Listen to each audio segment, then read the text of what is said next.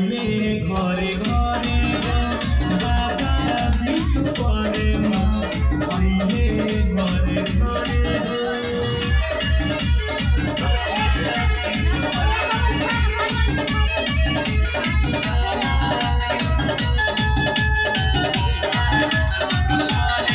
साल भूमि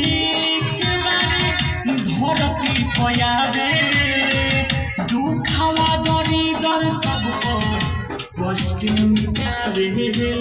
महिमा महान रूमन लिखे भजनिया ऋतु पूजे चरनिया भाव से पानी सभी को भले जाई है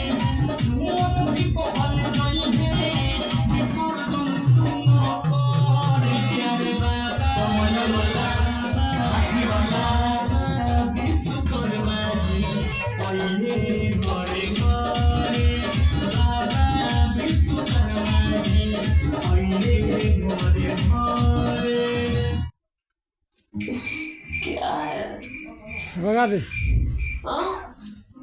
बोलो ईशा बेटा प्रणाम बाबा।